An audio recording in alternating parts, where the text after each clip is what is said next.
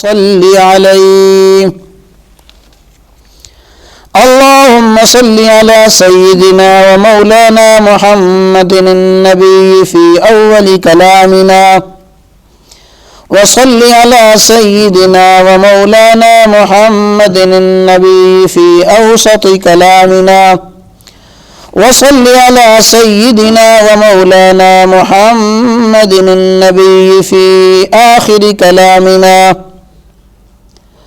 عن أبي هريرة رضي الله تعالى عنه أن النبي صلى الله تعالى عليه وسلم قال اتقوا اللاعنين قالوا وما اللاعنان يا رسول الله قال صلى الله تعالى عليه وسلم الذي يتخلى في طريق الناس أو ظلهم.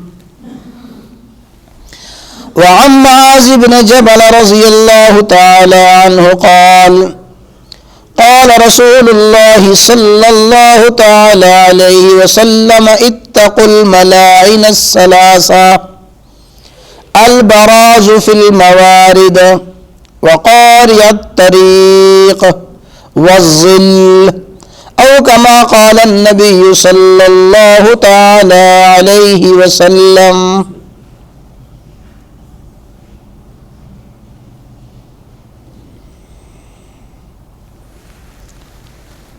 امام الانبیاء سید الانبیاء سید الاولین والآخرین سیدنا و مولانا محمد الرسول اللہ صلی اللہ تعالی علیہ وسلم کی دو احادیث مبارکہ پڑھی گئی ہیں. دونوں احادیث میں کچھ الفاظ کی کمی بیشی ہے، لیکن دونوں احادیث کا مضمون اور دونوں احادیث میں ہدایت ایک ہی فرمائی گئی ہے. خوش قسمت و خوش نصیب ہے وہ مسلمان جو اللہ تبارک و تعالی کی رحمت کا حقدار بنتا ہے. ایسے افعال، ایسے اعمال اس سے سرزد ہوں کہ ان اعمال و افعال کی وجہ سے اللہ تبارک و تعالیٰ کی رحمت کا نزول ہوتا ہے. جب وہ بندہ وہ عمل کرتا ہے، وہ افعال کرتا ہے، نزول رحمت ہوتا ہے. تو جس طرح رحمت کا نزول اللہ تبارک و تعالیٰ کی رحمت ہے کہ کسی بندے پر اللہ تبارک و تعالیٰ کی رحمت کا نزول ہو، اسی طرح رحمت الہیہ کے مقابلہ میں اللہ تبارک و تعالیٰ کی لعنت ہے. رحمت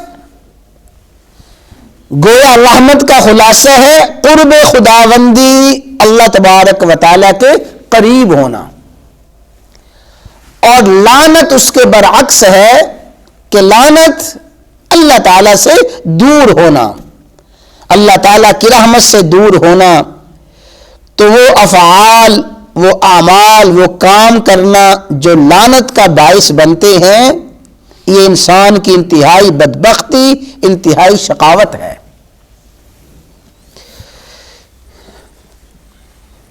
سیدنا ابو ہریرہ رضی اللہ تعالیٰ عنہ روایت کرتے ہیں رسول اللہ صلی اللہ علیہ وسلم نے ارشاد فرمایا اتقوا اللاعنین، اے میرے امتیوں بچو دو ایسے کاموں سے جو لعنت کا باعث بنتے ہیں کہ وہ کام کرو تو ان کام کرنے والوں پر لعنت برستی ہے. اور یہاں پہ یہ ذکر نہیں فرمایا کس کی لعنت، عام رکھا گیا. اس کا مفہوم یہ ہے کہ ایسے کام کرنے والوں پر اللہ تبارک و تعالیٰ بھی لعنت فرماتے ہیں اور اللہ تعالیٰ کی مخلوق بھی لعنت فرماتی ہے. لعنت اللہ والملائکۃ والناس اجمعین. تو اتقوا اللاعنین، ایسے دو کاموں سے بچو جو لعنت کا باعث بنتے ہیں.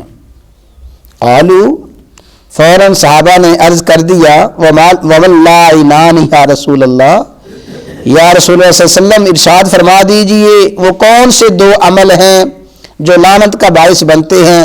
ظاہر ہے صحابہ کے پوچھنے کا مقصد یہ تھا کہ ہم ہر حال میں ان کاموں سے بچیں. اللہ تعالی ہمیں بچنے کی توفیق عطا فرمائے.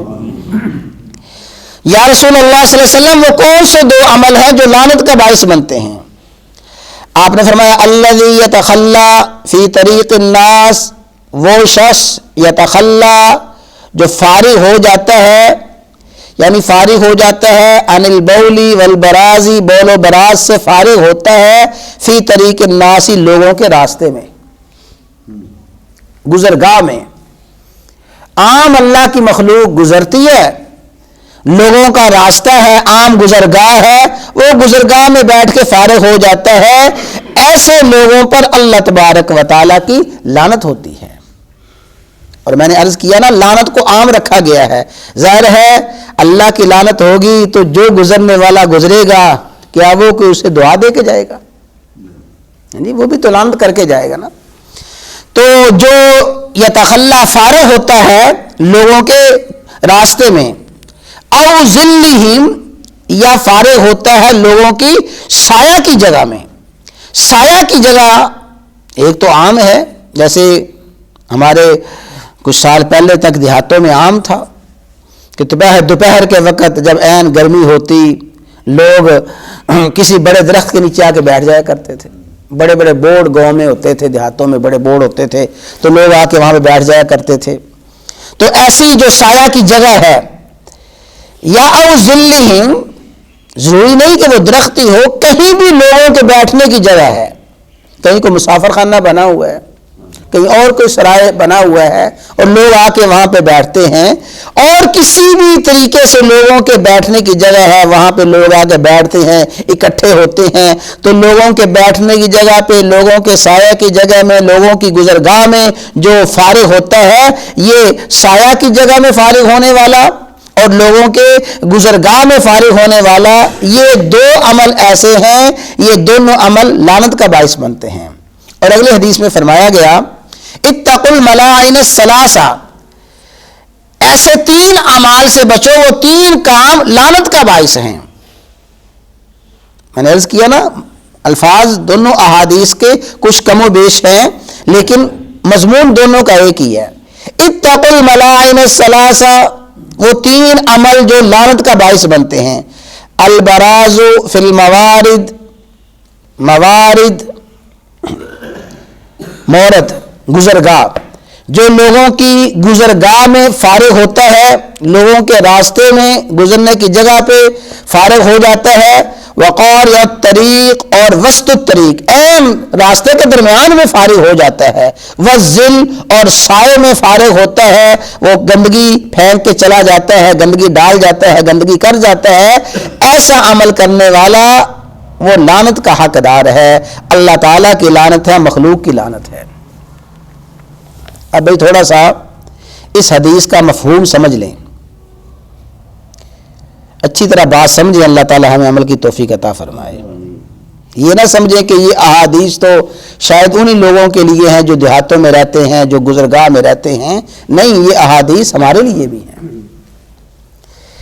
اصل جو گناہ ہے، یعنی فارغ ہوتے وقت جو گناہ کا سبب بنتا ہے، آدمی اس طریقے سے فارغ ہو کہ اس کے فارغ ہونے کی وجہ سے اللہ کی مخلوق کو اذیت پہنچے. کسی بھی طریقے سے پیشاب کرتا ہے، پخانہ کرتا ہے، اور اس کے پیشاب پخانے سے اللہ کی مخلوق کو اذیت پہنچتی ہے، بس ایسا شخص اللہ تعالیٰ کی لعنت کا مستحق ہے. مثلا ایک شخص نے اپنے گھر میں تو بڑا بہترین پتھر لگا کے اور بڑا چپس لگا کے واش روم بنایا ہوا ہے، اور اس بیچارے نے واش روم ہی ایسا بنایا ہے کہ جب فارغ ہوتا ہے ساری کی ساری گندگی باہر نالی میں آ جاتی ہے. اب دیکھیں نا، وہ گھر میں ہی فارغ ہوا ہے لیکن اس نے جو گندگی کی ہے اور جو اس نے غلاظت کی ہے وہ ساری کی ساری غلاظت گلی میں آ کے گلی میں بہ کے آ جاتی ہے، تو کیا خیال ہے ایسا شخص لعنت کا مستحق نہیں ہوگا؟ یہ بھی ایسا ہی ہے جیسے آ کے راستے میں پیخانہ پیشاب کر جاتا ہے۔ اسی طرح کوئی شخص اپنے گھر میں قضاء حاجت کرتا ہے، گندگی باہر نہیں آتی، لیکن ویسے تو لاکھوں روپیہ لگا دیا ہے، لیکن کوئی 100-150 روپیہ لگا کے پائپ صحیح نہیں لگایا، وہ جو ہی قضاء حاجت کرتا ہے اور استنجا کرتا ہے، پانی استعمال کرتا ہے، وہ گندگی کا سارا پانی گلی میں آتا ہے، ہر گزرنے والے کے جسم پہ اس کے کپڑوں پہ چھینٹے پڑ رہے ہیں، یہ بھی اللہ کی مخلوق کو اذیت پہنچ رہی ہے۔ اور بالکل یہ بھی اس حدیث کے مطابق ایسا ہی لعنت کا مستحق ہے، اس لیے کہ اس کے گندے پانی سے اللہ کی مخلوق کو، ہر گزرنے والے کو اذیت ہو رہی ہے۔ تو کسی بھی طریقے سے فارغ ہوا جائے اور اس فارغ ہونے کی وجہ سے، پیشاب پانے کی وجہ سے اللہ کی مخلوق کو اذیت پہنچے، یہ لعنت کا مستحق ہوتا ہے۔ ہمارے تو بہت سے اکابر جو محقق ہیں، جن کو اللہ تعالیٰ نے علم عطا فرمایا، وہ تو کہتے ہیں کہ مسجدوں میں یہ بیت الخلاء نہ بناؤ، بالکل مسجدوں میں بیت الخلاء نہ بناؤ۔ حضرت مفتی رشید احمد صاحب رحمہ اللہ تعالیٰ کراچی والے، انہوں نے تو باقاعدہ اس پہ بڑی سخت کتابیں لکھی ہیں کہ بالکل مسجد کے ساتھ نمازی یہاں نماز پڑھ رہے ہیں تو وہاں پہ بیت الخلاء بنا دیے جائیں، عین نماز کے وقت ادھر نماز ہو رہی ہوتی ہے تو لوگ فارغ ہو رہے ہوتے ہیں، تو پھر کیا حالت ہوتی ہے، شاید کبھی آپ نے بھی مشاہدہ کیا ہی ہو جی۔ تو اس لیے کہتے ہیں کہ بیت الخلاء پہلے تو ہے، بیت الخلاء بنانے ہیں تو مسجد سے پیچھے ہٹ کے بناؤ، تھوڑے فاصلے پہ بناؤ۔ انہوں نے اپنی مسجد میں بیت الخلاء نہیں بنائے، لیکن چونکہ مسجد کے بالکل ساتھ ہی مدرسے کی عمارت ہے تو مدرسے میں انہوں نے بیت الخلاء بنائے ہیں، اور بار بار نمازیوں کو ہدایت کرتے ہیں کہ یہ بیت الخلاء ان کے لیے ہے جن کو اچانک ایمرجنسی میں ضرورت پڑ جائے، ورنہ یہ نہیں ہے کہ آدمی عادت بنا لے اور معمول بنا لے کہ مسجد ہی میں آ کے فارغ ہونا ہے۔ بعض مرتبہ مسجد میں آدمی آتا ہے، فارغ ہو کے آتا ہے، پھر کوئی ضرورت پڑ جاتی ہے، یا بعض مرتبہ آدمی گھر سے نہیں آتا، باہر سے آتا ہے، ایسے ایمرجنسی میں حالات ہوں تو آدمی فارغ ہو جائے مسجد میں، وہی بیت الخلاء مسجد سے پیچھے ہٹ کے بنائے جائیں، نمازیوں کی جگہ سے پیچھے ہٹ کے بنائے جائیں، تاکہ کسی وجہ سے مخلوق خدا کو اذیت نہ ہو۔ اور بھئی آخری بات ہے جو بڑی سمجھنے والی ہے، آج کل جو بڑی اسے کیا کہا جائے فیشن چل پڑا ہے، بچوں کے پیمپر، بچوں کے پیمپر بدلے جاتے ہیں اور وہ ساری کی ساری گندگی عین گلی میں ڈال دی جاتی ہے، تو کیا خیال ہے یہ عمل لعنت کا مستحق نہیں ہے جی؟ ہر گزرنے والا گزر رہا ہے اور بچوں کی وہ ساری کی ساری گندگی گلی میں پڑی ہوئی ہے، تو یہ بھی بالکل اس حدیث کے مطابق ایسا ہی ہے جیسے کوئی شخص عین راستے میں آ کے قضاء حاجت کر جاتا ہے۔ تو رسول اللہ صلی اللہ علیہ وسلم نے ارشاد فرمایا اتقوا اللعینین، دو لعنت کا سبب بننے والے اعمال سے بچو۔ وہ لعنت کا سبب اللہ کی مخلوق کی لعنت بھی ہوگی، اللہ تعالیٰ کی لعنت بھی ہوگی اس شخص پہ جو راستے میں فارغ ہو جاتا ہے، یا لوگوں کی سائے کی جگہ پہ، بیٹھنے کی جگہ پہ عین راستے میں فارغ ہو جاتا ہے، لوگوں کی گزرگاہ میں فارغ ہوتا ہے، ہر گزرنے والا اس سے اذیت اور تکلیف میں آتا ہے، یا کوئی بھی ایسا طریقہ اختیار کرتا ہے، کسی بھی طریقے سے اس نے اپنے پیشاب پخانے سے اللہ کی مخلوق کو اذیت پہنچائی، وہ کوئی بھی طریقہ ہو، اور جو طریقے بدلتے جائیں گے، فیشن بدلتے جائیں گے، کسی طریقے سے مخلوق خدا کو اذیت ہوگی تو اللہ تعالیٰ کی لعنت برسے گی۔ اللہ تعالیٰ ان احادیث کو سمجھنے کی، عمل کرنے کی توفیق عطا فرمائے۔